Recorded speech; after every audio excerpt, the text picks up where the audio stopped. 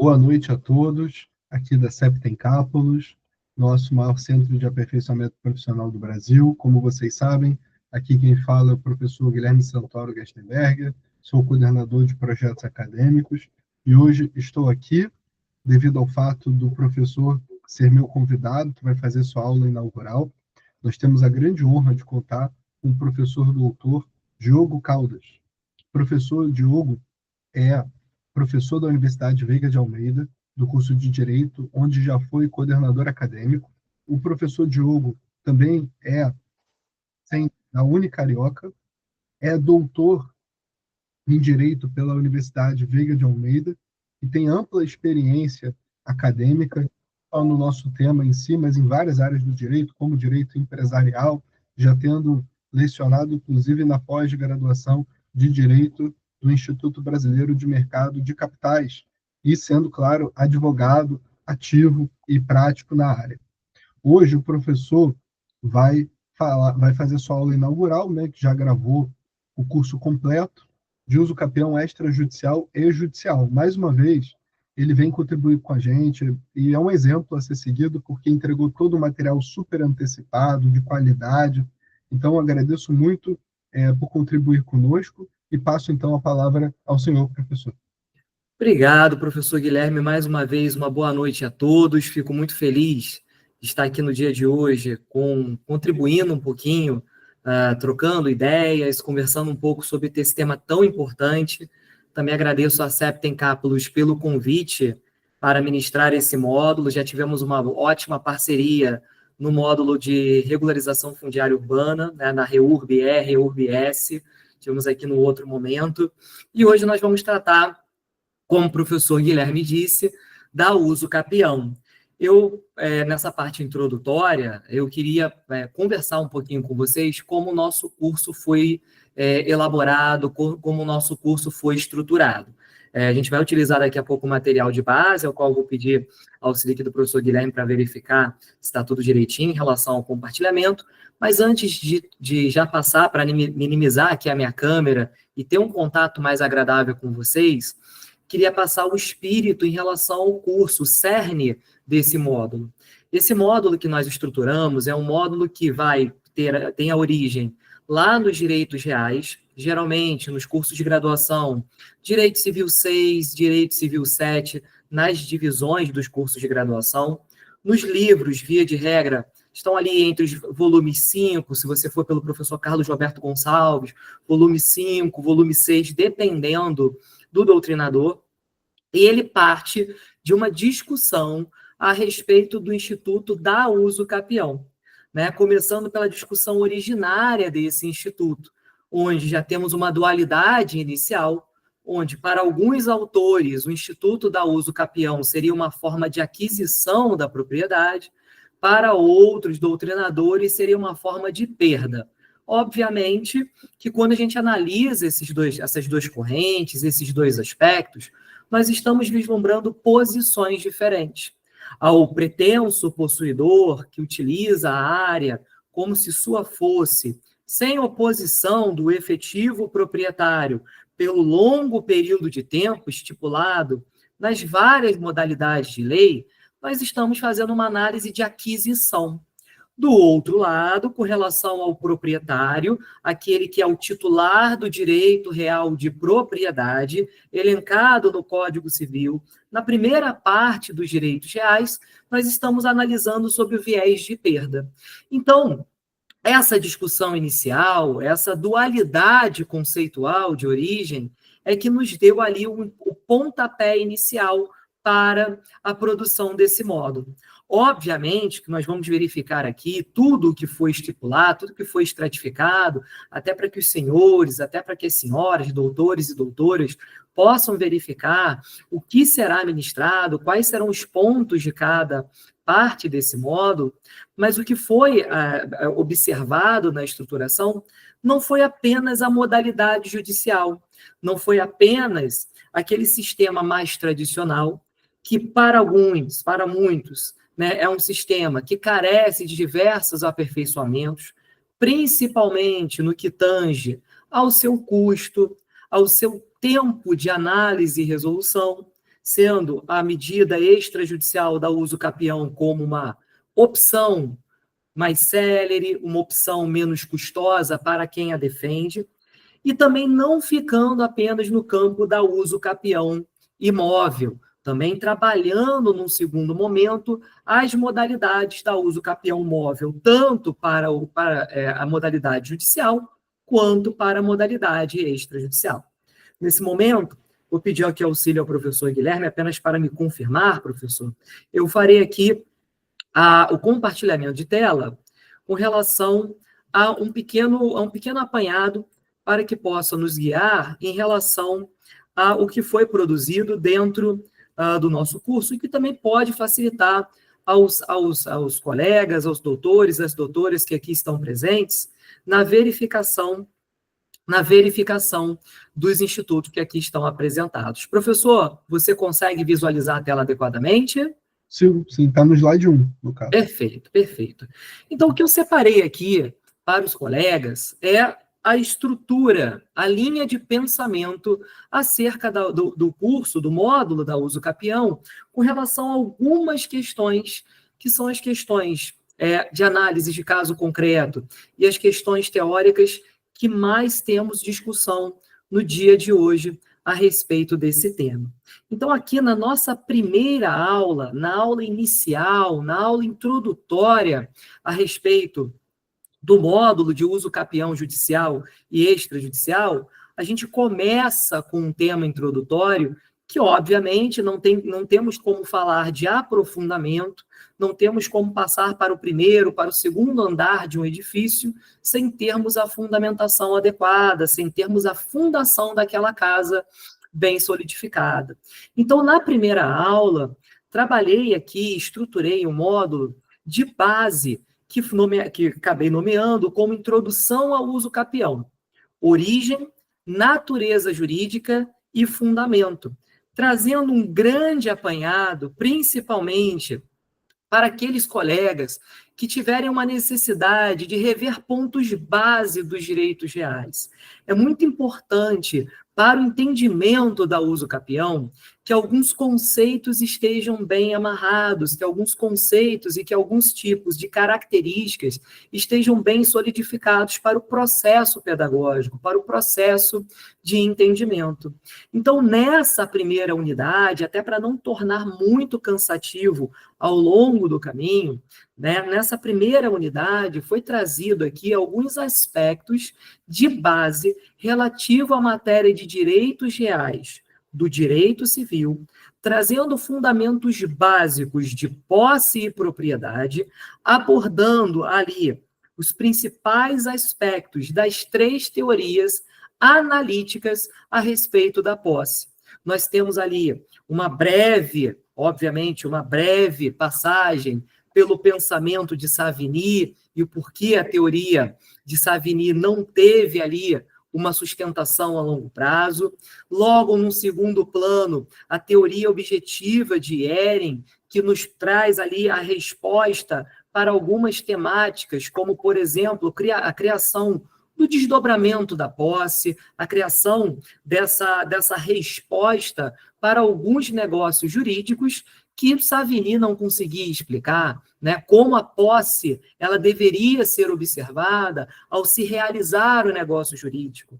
Lembra os senhores, lembra os doutores e as doutoras como é importante, como foi muito importante Savigny e Ehring desdobrar a posse em direta e em indireta, pois a partir do momento que ele cria o paralelismo, que ele dá base e fundamentação na sua teoria, para o paralelismo, o desdobramento da posse em 2 partes, ele traz para a gente uma solução para um problema que vinha da teoria de Savigny. Para Savigny, relembro os senhores, para ser considerado possuidor de determinado tipo de bem, você tinha que ter 2 elementos conjugados na figura da pessoa a ser analisada. Você tinha que ter o ânimos, que é a intenção de utilizar o bem como se seu fosse. Esse não tem problema algum com relação às críticas que foram realizadas, mas para Savigny, nós tínhamos ali um segundo elemento necessário, que era o elemento corpus. O que era isso? Pegando lá a parte de início da matéria de direitos reais. O elemento corpus é aquele contato direto com a coisa, o que inviabilizaria os chamados negócios jurídicos do direito. Então, por exemplo, para ficar bem mais tranquilo de se compreender, neste primeiro momento, nós mostramos que, a partir do momento em que a posse ela é desdobrada por Hering, ela se transforma em direta de um lado e indireta do outro, nós conseguimos observar que em um negócio jurídico, o proprietário não perde a posse totalmente. O proprietário ele fica com resquício de posse, chamada posse indireta, e aquele que vai utilizar determinado bem, que vai ter contato direto com a coisa, fica com a posse indireta, protegendo, assim, o proprietário contra possíveis inadequações do uso da posse. Com esse resguardo da posse indireta, ainda na titularidade do proprietário, ele pode ativar o direito de reaver, caso o possuidor direto esteja cometendo ali algum tipo de injustiça no exercício da posse. Então, neste primeiro momento, quando a gente faz a introdução do estudo da uso capião, nós não conseguimos fazer a inserção direta sem explicar ao aluno os fundamentos básicos da posse e a sua conexão com o direito de propriedade. Muitos dos alunos, e aí já são quase 20 anos de aula em graduação, também lá na colaboração que eu tenho com a Escola da Magistratura, também no mestrado e doutorado, ao qual lecionei já no curso de Direito e hoje leciono no mestrado profissional, colaborando com a equipe de sustentabilidade e novos negócios, no mestrado profissional em Ciências do Meio Ambiente, nós observamos que o problema inicial, muitas das vezes, a dificuldade inicial pedagógica no aprendizado e na matéria da uso capião, na maioria dos pontos, não se encontrava efetivamente nos dispositivos efetivos da uso capião, e sim na falta de base da teoria geral dos direitos reais, de forma especial em conceitos base e natureza jurídica relativa à posse e à matéria de propriedade. Então, para evitar essa armadilha, para evitar que já cheguemos aqui colocando uma série de dispositivos da uso capião, nesse primeiro momento se trabalha a origem da uso capião, o contato e a conexão da uso capião com as matérias de posse e propriedade, que são fundamentais para se criar uma cadeia de conhecimento por parte do aluno, né? Não adianta você pegar e passar as modalidades de uso capião como verifico alguns materiais e respeito os materiais vistos aí no mercado, mas verifico muitas das vezes que se começa ali nas modalidades da uso capião, é muito complicado fazer esse tipo de inserção sem realizar uma fundação, nem que seja uma fundação revisiva, a respeito de conceitos básicos de posse e propriedade. E foi esse o cerne aqui da nossa primeira aula, esse é o cerne que vocês vão encontrar na nossa primeira aula. Não só de onde surgiu os aspectos da uso capião, onde a gente remonta lá ao direito romano, as primeiras bases e fundamentos do que hoje nós temos aqui no direito civil brasileiro. Obviamente, resguardadas todas as proporções e todo o aspecto temporal que separa esses marcos teóricos. Então, a gente começa aqui a nossa aula 1 trabalhando origem histórica, vinda do direito a nível mundial para o direito civil brasileiro. Um ponto muito importante que, infelizmente, acaba às vezes sendo sonegado é a análise da natureza jurídica.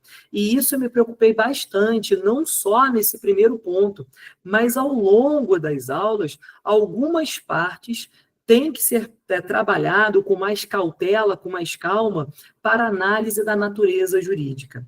Relembro aos senhores, que detêm, obviamente, domínio sobre isso, mas relembro com muita humildade, que quando nós trabalhamos a natureza jurídica de determinado assunto, nós queremos saber como tal assunto ou como tal matéria é classificada dentro do mundo jurídico. Quando você pergunta a natureza jurídica da propriedade, a natureza jurídica da posse, quando você pergunta a natureza jurídica de algo, você está querendo saber a natureza, como aquele assunto, como aquele tema, ele é classificado dentro do direito. E aqui dentro do material, a gente trabalha as correntes relativas à natureza jurídica da uso capião, com uma teoria muito tradicional do direito, que é uma teoria de natureza declaratória de direitos, é uma natureza, né, indicada por uma teoria de declaração de direitos àquela pessoa que deseja requerer a uso capião. Logo em seguida, aqui no tema ainda na aula 1, no tema de número 4, a gente para um pouquinho, retoma a discussão de posse e propriedade, demonstra isso no Código Civil, qual é a derivação da posse, por que primeiro a gente tem que trabalhar o aspecto possessório e depois trabalhar os aspectos de propriedade. Aqui também temos o espaço para uma breve revisão, para demonstrar o conceito de posse de um lado, o conceito de propriedade do outro, e interligando esses conceitos ao instrumento da uso capião. Trabalhando aqui nessa parte final, os amparos legislativos acerca da uso capião. Porque aqui nós devemos analisar a uso capião em 3 trâmites ou 3 vias legislativas, melhor falando, em 3 vias legislativas ou em 3 marcos legislativos fundamentais. O primeiro marco, que é dado base na primeira aula, e vocês vão observar de forma aprofundada nas aulas seguintes, o primeiro marco que é analisada o instrumento da uso capião é o marco constitucional. O viés da função social da posse, o viés da função social da propriedade, essa função social nascida no ditame constitucional, trazendo base, inclusive, para várias modalidades da uso capião constitucionais, como verificaremos mais à frente. A urbana, a rural, a coletiva. Além de trabalharmos a Constituição, num segundo momento, nós trabalharemos o Código Civil, onde nós temos ali 2 das mais tradicionais modalidades da uso capião. E aqui seja para bens móveis como para bens imóveis. A uso capião extraordinária e a uso capião ordinária. Mas sempre lembrando a vocês, nessa primeira aula, apenas a base, a abrangência, a parte superficial, ela é tocada. Porque a partir do momento em que você apresenta e organiza esses conceitos, nas aulas seguintes, de um modo contínuo, como cada aula fosse o andar de uma casa, o andar de um prédio, onde o edifício final é nosso objetivo, nós teremos em cada aula o aprofundamento dessas modalidades. Então, aqui, nesse primeiro momento, não se distingue as modalidades da uso capião. Aqui, no primeiro momento, se preocupa em analisar a origem, em analisar a base jurídica bem plana, para que não queimemos etapas em relação a esse tipo de matéria. O terceiro amparo legislativo que nós temos é o Estatuto da Cidade, muito importante para uma análise de organização do espaço urbano, principalmente trazendo ali instrumentos de preenchimento de lacuna. E o Estatuto da Cidade traz para a gente uma contribuição muito importante, não só para o uso capião de forma direta, mas também para a conexão desse instrumento com outros instrumentos que conjuntamente fazem o chamado pensar na cidade, a chamada função social da cidade. Conceito esse que trabalhamos no nosso módulo de REURB, bastante aprofundado, conceito esse que é trabalhado por alguns autores aqui na cidade do Rio de Janeiro, mas que, infelizmente, ainda tem menos publicidade do que efetivamente deveria ter. Então, a gente tem nessa parte final aqui do tema 1, os aspectos elementares da função social, tanto da propriedade, tanto da posse, saindo do direito e indo para a concretude, saindo da letra fria da lei e indo para a nossa sociedade, para a resolução dos problemas do dia a dia. Aqui, para a gente passar para a aula 2, eu falo, inclusive, de algumas normas base que a uso capião contribui para a resolução de problemas que são visíveis no dia a dia. Uma dessas situações que se encontram aqui na aula 1, é a chamada estabilização social pela uso capião, que é muito específico isso ao ser tratado em alguns livros. A estabilização social é a indicativa que esse instrumento da uso capião é mais do que um instrumento de concessão ou do reconhecimento de uma propriedade pela reunião dos requisitos. É mais do que isso.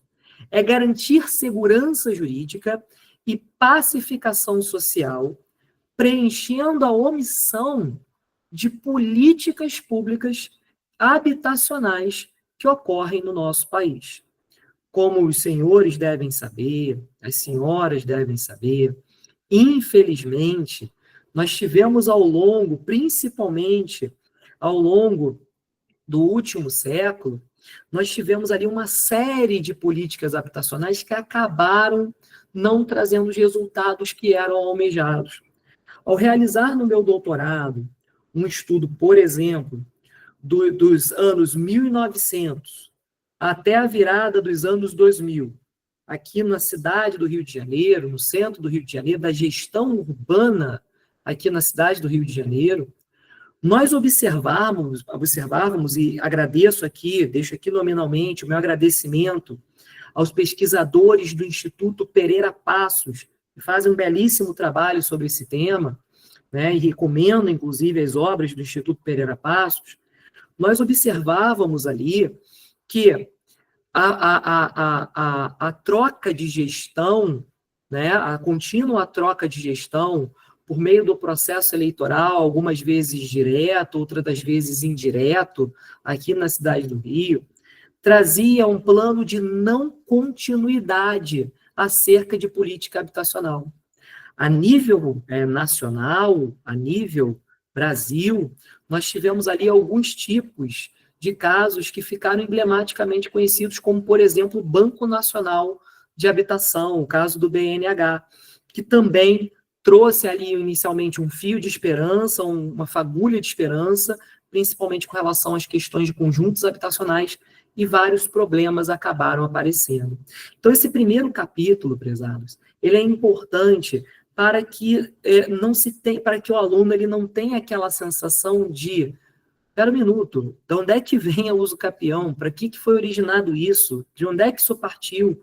É simplesmente um instrumento que existe no Código, ele só está no Código Civil, ele tem no nosso ordenamento alguma ampliação, existem pensamentos distintos com relação a isso.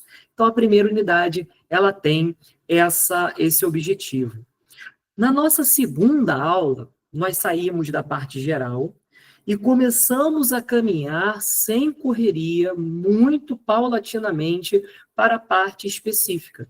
A gente começa a falar dos chamados requisitos gerais da uso capião, para mais adiante estudarmos os chamados requisitos específicos. Prezados, com todo respeito aos diversos métodos pedagógicos que temos aí, graças a Deus que temos diversos métodos pedagógicos, mas acho o trabalho muito hercúleo e até mesmo bastante dificultoso você tentar encarar mais adiante as várias modalidades da uso capião, sem trazer de forma anterior, com muita calma e cautela, quais são os requisitos gerais e quais são os requisitos específicos que dão sustentação legislativa à modalidade, ao instrumento da uso capião, para mais adiante podermos estudar as modalidades e do outro lado para podermos estudar o quê? O passo a passo. Fica difícil estudar o processo, fica difícil estudar a sequência de fases mais adiante, se nós não tivermos o completo domínio a respeito dos requisitos. Então, começamos aqui a nossa unidade 2, e peço para aqui agora acompanhamento em tela, né, com a primeira parte, sempre introdutória, trazendo aqui os requisitos da segurança jurídica da uso capião. Autores maravilhosos como Flávio Tartucci, professor Pablo Stouze, professor Silvio de Salvenosa, professor Carlos Roberto Gonçalves, que foram utilizados, inclusive, como base para a formulação do presente material, indicam uma importância mais do que jurídica, mas uma importância social acerca do instrumento da uso capião. Obviamente que a parte jurídica terá que ser trabalhada de forma específica, passo a passo, apontando o que dá certo e também apontando as lacunas e os principais problemas que acontecem. Mas não temos como avançar nesse momento sem ter uma pausa em verificar como esse instrumento, que, como eu disse no início da minha exposição, para uns seria uma forma de aquisição, para outros uma forma de perda da análise proprietária. Esse instrumento, sem analisar que esse instrumento, ele vai impactar diretamente na vida da pessoa que deseja realizar a sua movimentação.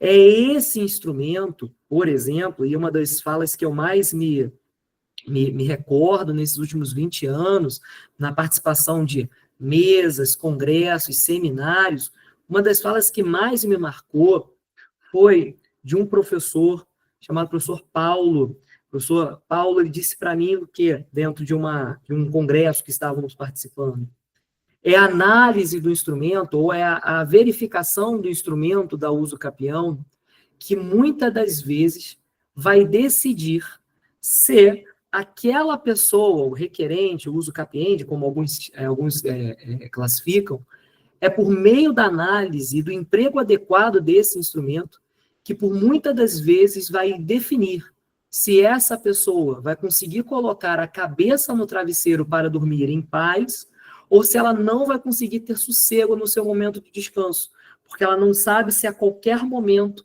ela será retirada daquela área por faltar a segurança jurídica. Um outro caso, e aí mais de viés econômico, se não tivermos essa segurança jurídica, nós teremos ali quase que um movimento contrário a essa pessoa que está tentando buscar o reconhecimento da titularidade dessa propriedade, um movimento contrário tirando completamente o incentivo dessa pessoa a realizar investimentos nessa área. Aqui no Rio, podemos verificar algumas situações que, enquanto esse instrumento, enquanto aquele caso específico da uso capião, ele não é finalizado e a sentença declara os efeitos de uma concessão, você observa até em determinados momentos que o solicitante ele acaba não realizando investimento na área, tentando trazer ali uma melhor qualidade para a sua moradia, mesmo com parcos recursos, muitas das vezes, porque ele não sabe o dia de amanhã. Então, muitas pessoas acabam pensando, por que eu irei realizar um investimento mais robusto na segurança dessa moradia, em uma implantação de um instrumento nessa área, se amanhã eu posso ser retirado não tendo direito quase algum ou nenhum. Então, essa sensação de medo, né, é que é abordada aqui, trazendo a importância da uso capião para o afastamento dessa sensação de medo. E é mais do que a sensação. É como essa pessoa ela vai se portar, ela vai definir as suas atuações em relação àquela área. Se ela tem segurança jurídica, predispõe-se ou entende-se que ela vai investir mais, ela vai dar ali uma melhor segurança para aquela área, inclusive colocando materiais de melhor qualidade. Do outro lado, se ela não tem a segurança jurídica, ela vai pensar, eu já tenho pouco. E a gente vai ver que a uso capião nem sempre é para pessoas com uma condição menor, mas condição financeira menor, mas a maioria estatisticamente, a maioria das pessoas que utilizam são de classe estratificada, de forma estratificada, economicamente mais baixas.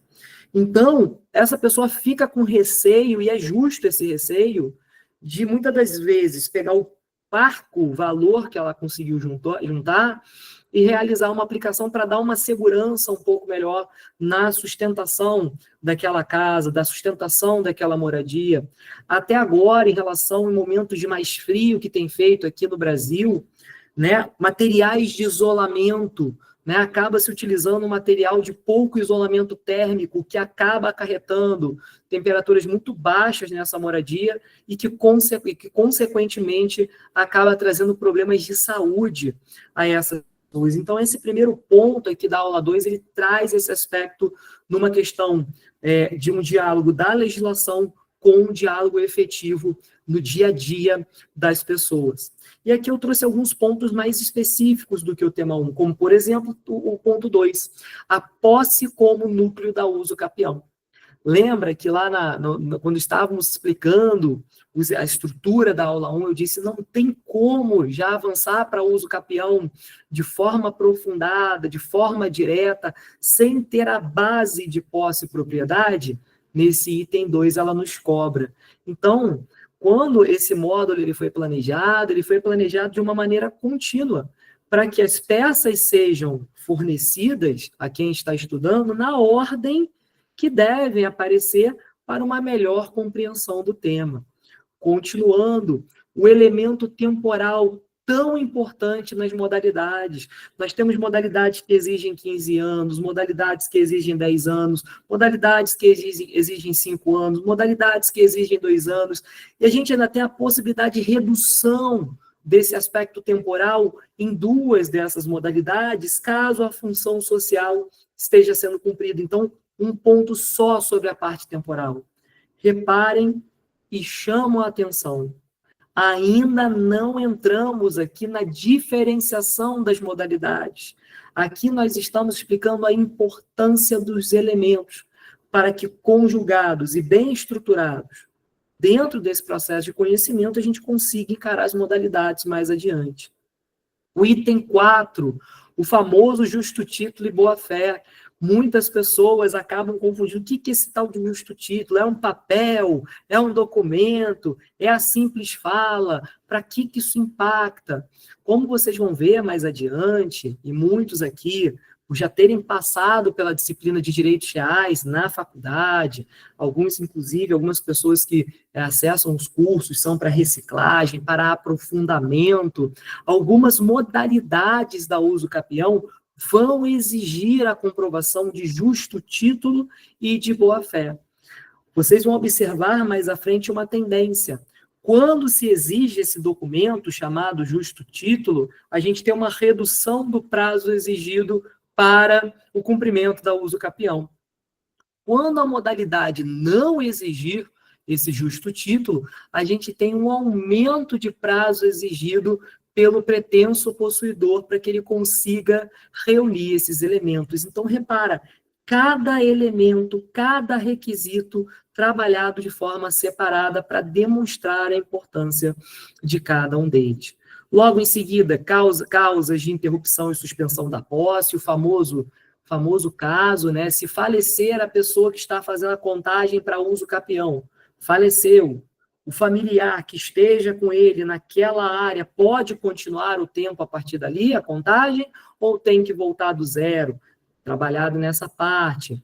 Comprovação dos requisitos, o ônus do uso capiente, ou seja, a apresentação dessa documentação, a gente dá a base aqui para a listagem mais à frente que será exigida, tanto na modalidade judicial quanto na modalidade extrajudicial.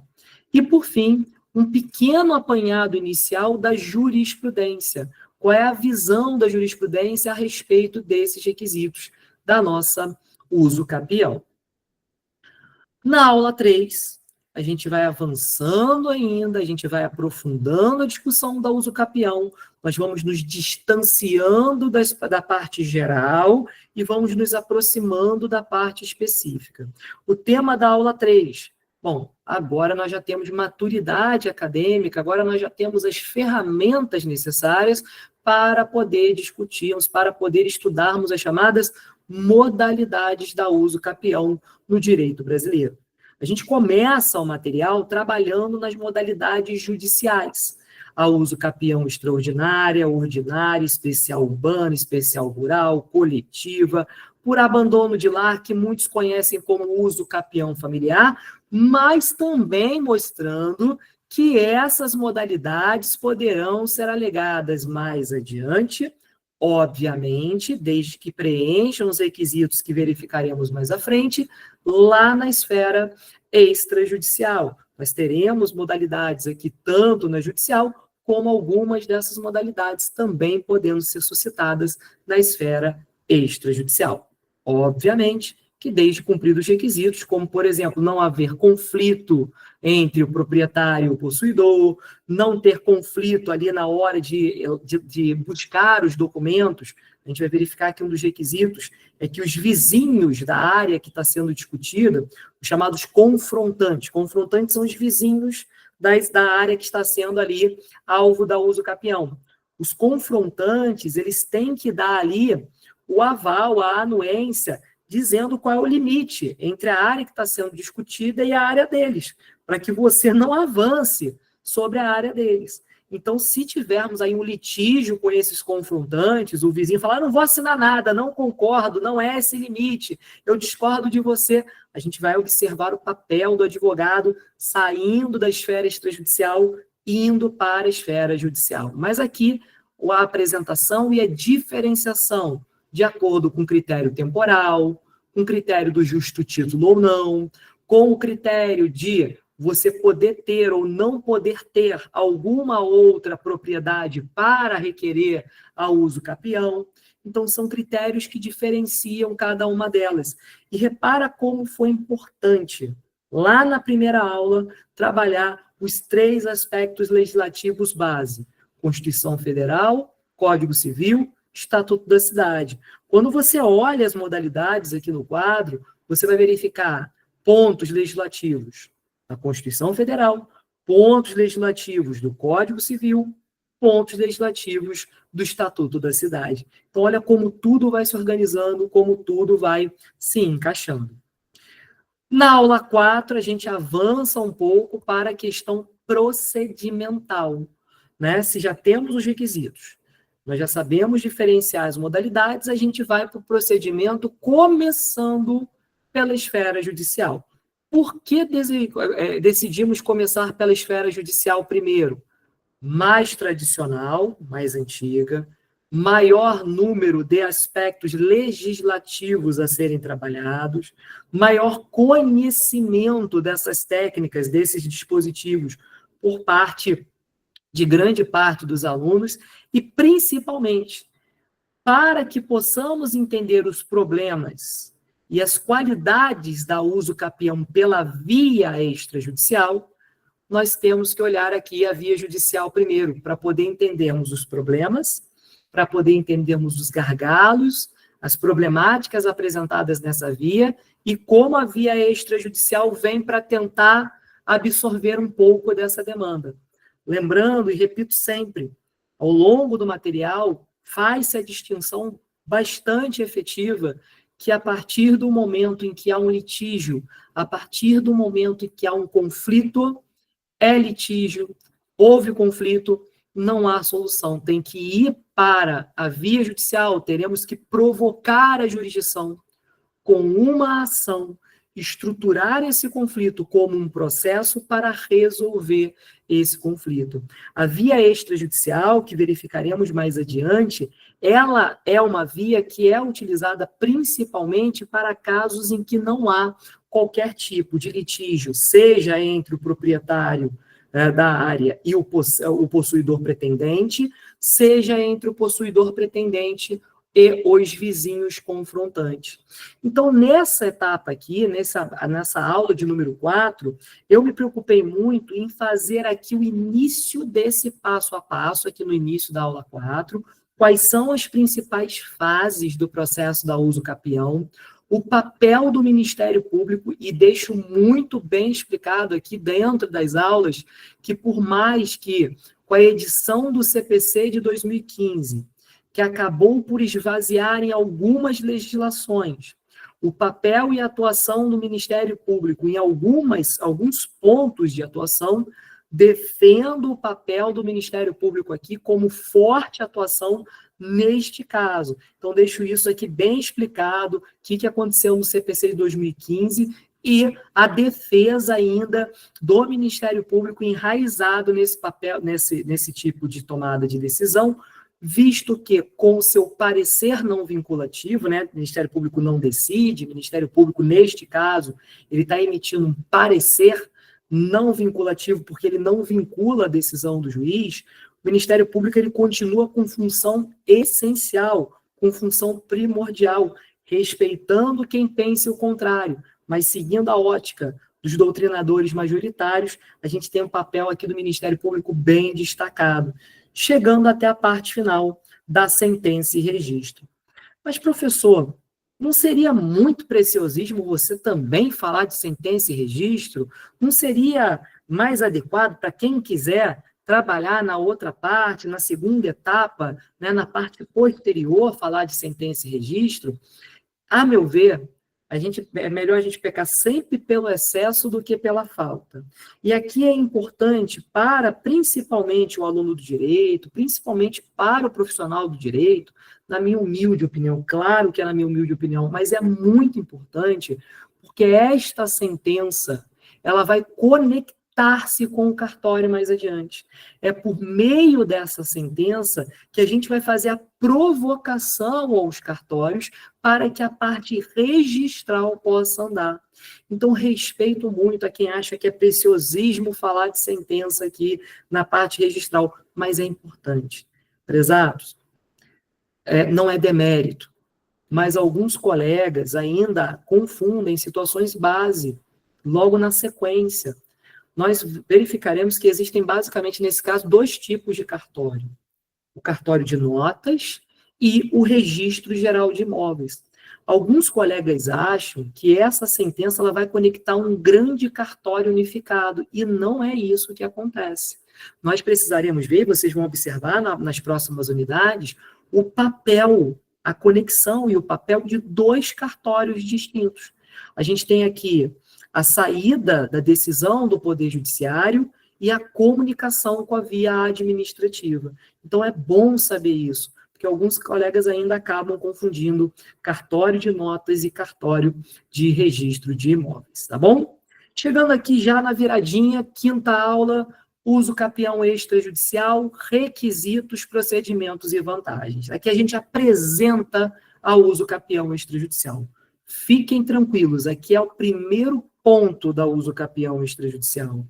Para que ele serve? Onde é o fundamento legal dele? Qual é o raciocínio que levou à criação da uso capião extrajudicial?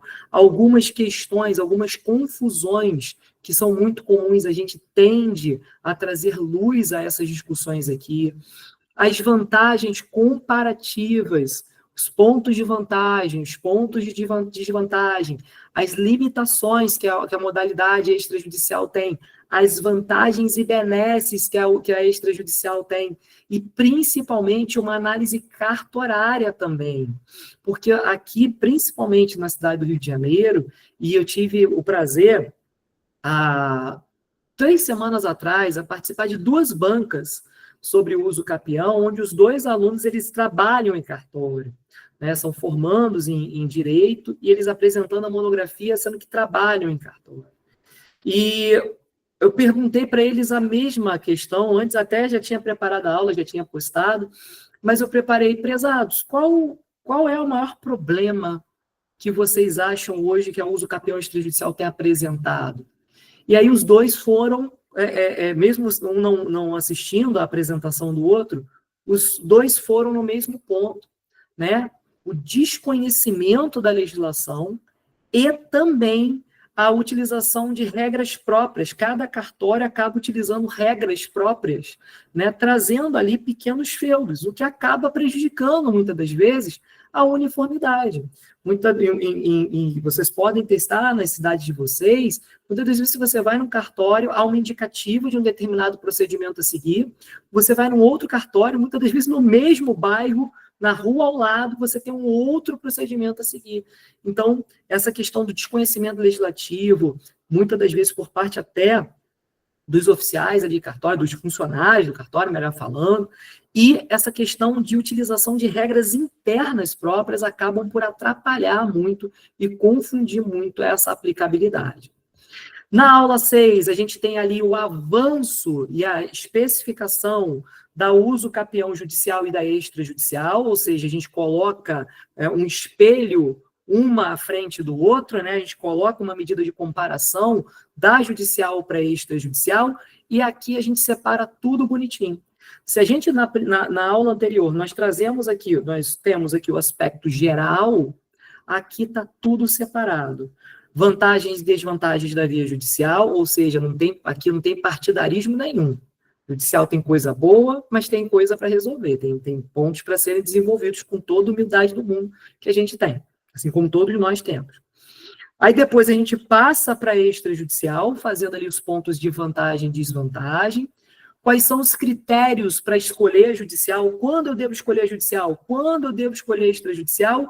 E algumas dicas em cima de problemas que advogados têm enfrentado, tanto na parte judicial, tá? Quanto no decorrer do processo judicial, mas também na comunicação ao cartório, seja na fase final da judicial, quando a gente pega a sentença e comunica ao cartório, quanto na extrajudicial de origem. Então, aqui, algumas pequenas dicas, né, algumas pequenas trocas de ideia dos problemas que têm aparecido e do que pode ser feito para tentar solucionar ou dirimir, pelo menos, a dor de cabeça. Indo aqui para as aulas finais, já vê que avancei meu tempo, senão fico falando até amanhã, na aula de número 7, a gente traz casos práticos. Então, eu peguei vários casos, obviamente, realizando ali a censura dos dados sensíveis pela Lei Geral de Proteção de Dados, como é indicado, né? Mas a gente traz esses casos práticos e jurisprudência acerca da aplicação tanto da judicial quanto da extrajudicial. A gente tem um estudo de 5 casos práticos e, ao final, a indicativa da tendência jurisprudencial hoje, com relação à modalidade extrajudicial. Como fica esse contato entre as duas modalidades? Elas coexistem de forma pacífica? Uma absorveu um naco ou um pedaço que a outra não estava dando conta, ou há uma convivência conflitiva entre elas? Então, tem tendências indicativas jurisprudenciais nesse ponto. Na nossa penúltima aula, na aula 8, a gente trabalha, assim como a gente fez há 2 aulas atrás, o passo a passo da judicial, na aula 8 a gente vem no passo a passo da extrajudicial. O papel do registro de imóveis da uso capião extrajudicial, diferenciando o tabelionato de notas, por um lado, do outro lado, o registro geral de imóveis. E também aqui, trabalhando os documentos de base, a lista de documentos exigidos, principalmente mostrando os principais problemas que esses documentos podem apresentar, os principais problemas. Entre eles, um documento muito importante, que é chamado ata notarial. Muitas das vezes, o problema acaba se apresentando por problemas nessa ata notarial, por falta de preenchimento de formalidade nessa ata notarial. E aí a gente vem para aquilo que foi falado há pouco tempo. Desconhecimento da norma, muitas das vezes, cada cartório, dependendo de onde você mudar de um cartório para outro, a gente tem procedimentos distintos, e nesse item 6, a gente tem ali o cartório de notas e o cartório de registro de imóveis fazendo o quê? Uma ação conjunta, uma ação coordenada. A partir de que momento o cartório de notas atua e qual é a conexão do que ele produz para o cartório de registro de imóveis. Na penúltima aula, a gente trabalha os problemas que podem ser gerados a respeito de uma possível negativa ou impugnação da uso capião extrajudicial. Por exemplo, você teve a oposição do proprietário, você teve a oposição dos confrontantes, teve algum problema com relação ao documento. Dá para consertar? Não dá para consertar? Teve problema? Tem que levar direto ao judicial? Ou aconteceu um conflito?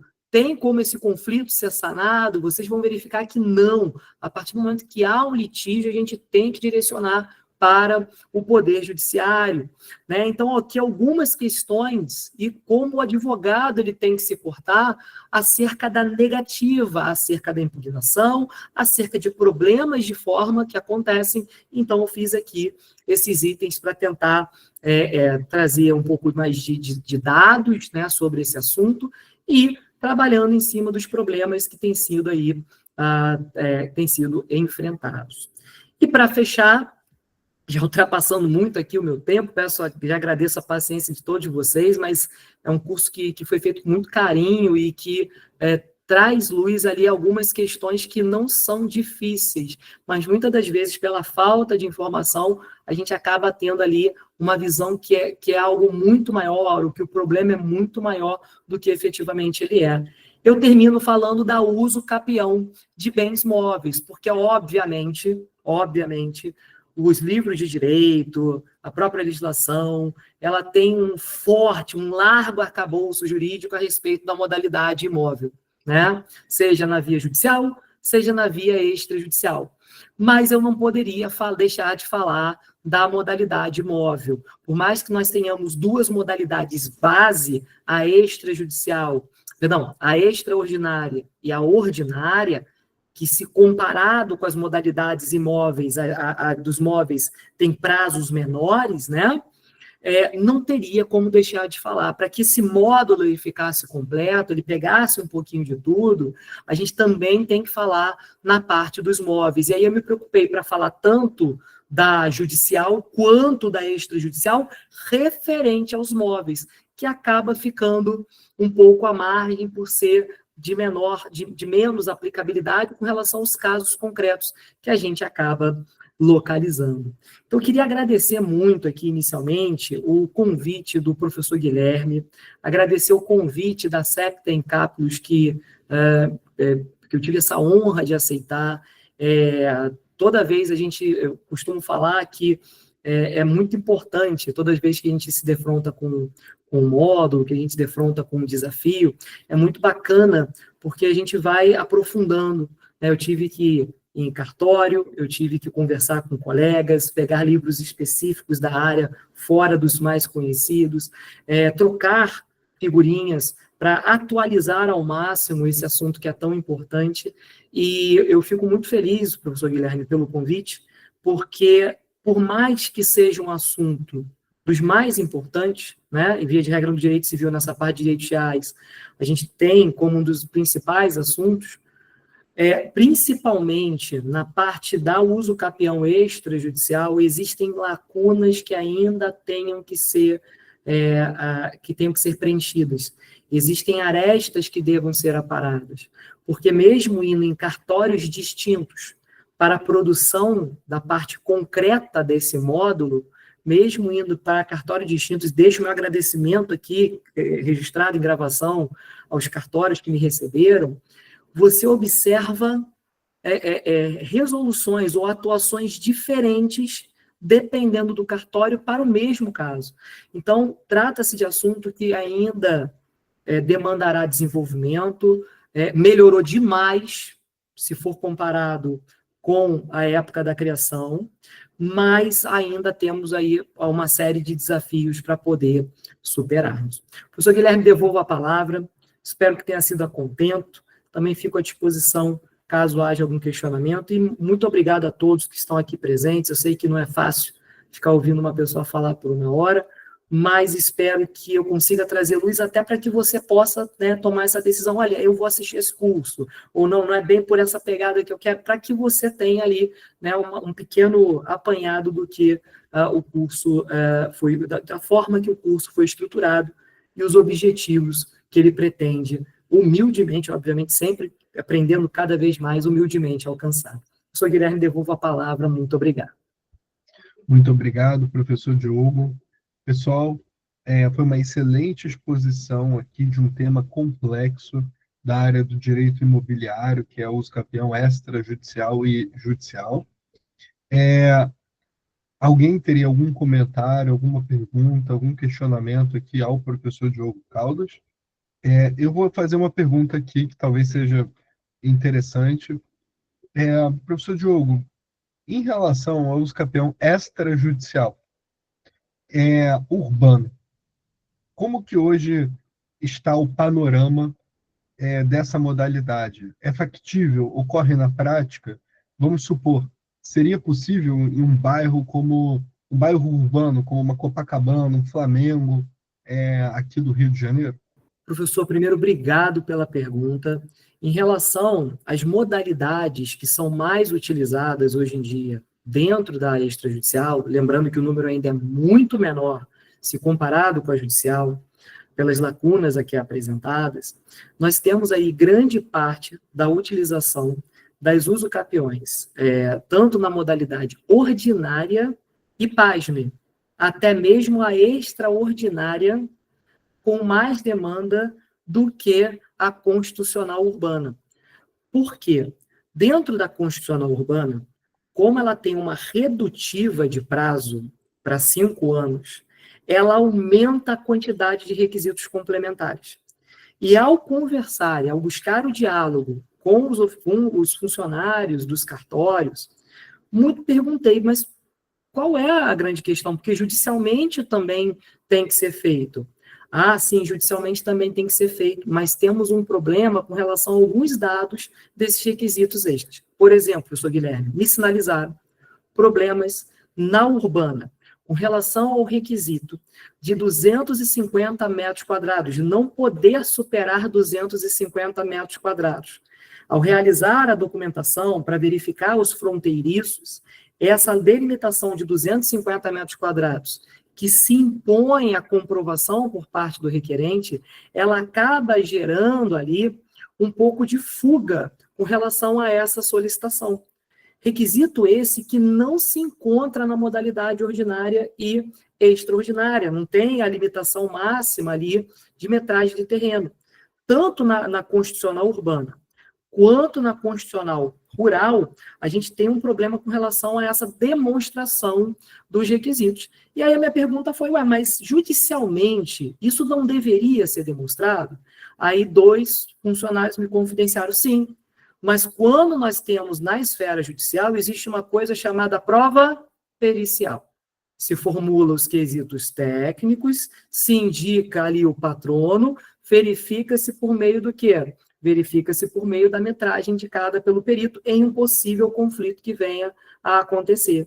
Então, como a gente não tem como usar diretamente as ferramentas da prova pericial, por muitas das vezes, a gente tem um problema em relação à quantidade das usucapiões especiais que estão sendo solicitadas. Tem sido feitas? Sim. A minha pergunta que foi feita, inclusive, existe alguma modalidade que tem maior utilização e alguma com menor utilização? Aqui me passaram dentro dos cartórios das regiões que eu pude atuar, e mais uma vez agradeço aos colegas.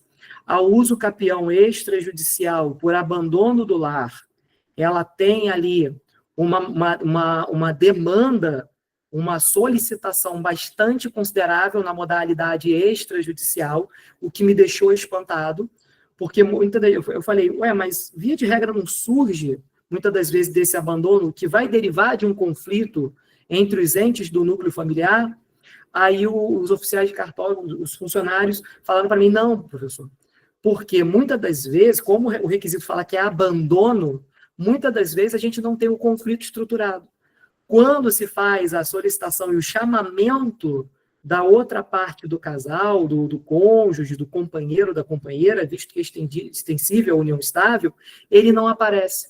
Não aparecendo, não gera o conflito. Não gerando o conflito, a extrajudicial ela pode ocorrer adequadamente. Com relação a bairros, professor, prometo que eu não vou me estender muito, prometo, é porque a pesquisa foi muitos dados. Com relação a bairros, nós temos visto, pelo que eu pude conversar, uma maior acentuação para áreas de menor especulação imobiliária. E também foi outro dado que me chamou a atenção. E aí eu falei, mas por que a maior parte das solicitações são em bairros mais periféricos, de menor especulação imobiliária? Aí a resposta dos oficiais. Professor, porque nos bairros de maior especulação imobiliária, nós temos ali uma dificuldade do proprietário em demonstrar pleno abandono, ou seja, dificilmente o proprietário ele deixa uma área, como por exemplo o senhor falou no bairro de Copacabana, no bairro de Ipanema, Lagoa, Leblon, aqui no Rio de Janeiro, e também com um colega que eu conversei em São Paulo, nas regiões acho que é Cidade Paulista, salvo me engano, Higienópolis, Alphaville, que são áreas extremamente valorizadas, o que acaba ficando dificultoso comprovar o abandono, aquele requisito do exercer por X anos, posse como se sua fosse, sem ter oposição.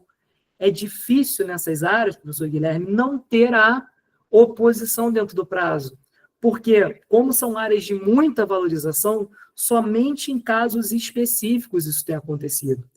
E para fechar, prometo que é para fechar, nas áreas centrais, uma coisa que estava sendo relatado também são de movimentos sociais. Aí já entra para uma outra pesquisa, que eu também falo um pouquinho dentro do módulo, mas não é o cerne principal, dos movimentos sociais, solicitando a uso capião especial coletiva. Porque muitos prédios, e aí sim, em áreas mais valorizadas, principalmente nos centros, aqui do Rio e de São Paulo principalmente, né, de entrada, e fiquem à vontade para usar o termo que mais gostarem, ocupados ou invadidos, não há qualquer problema de utilizar qualquer um dos dois termos que vocês quiserem. O exercício de posse em propriedade alheia em prédios do centro, muito por ocupação coletiva. E aí o problema, professor Guilherme, lá da ocupação coletiva, ali nessas áreas de maior pressão, é que ele tem uma dupla limitação por área. Ele tem que, em uso capião coletiva, ser acima de 250 metros, mas individualmente, dentro dessa ocupação coletiva, não pode ultrapassar 250 metros individualmente. Então, quando faz essa fração, acaba não tendo o preenchimento de requisitos. Então, são essas nuances que eu acabei conseguindo coletar, e agradeço mais uma vez, eu deixo aqui, está sendo gravado, deixo aqui meu agradecimento aos nossos oficiais de cartório, aos serventuários, às pessoas que puderam aí contribuir com esse módulo, porque eu tive ali uma felicidade de até ex-alunos nossos, professor, que nos auxiliaram em relação a abrir as portas do cartório, trazer toda a parte estatística, que é importante isso, a gente sair um pouco, né, só da parte doutrinária e verificar, né, sair da parte, muitas das vezes, judicial e verificar administrativamente como isso tem acontecido. Então, são esses os cernes, espero que eu tenha conseguido atender a contento, e peço desculpa pela quantidade, porque é um assunto muito rico, professor, muito rico mesmo, eu fiquei muito, muito feliz em poder estar ministrando esse módulo com vocês aqui, tá?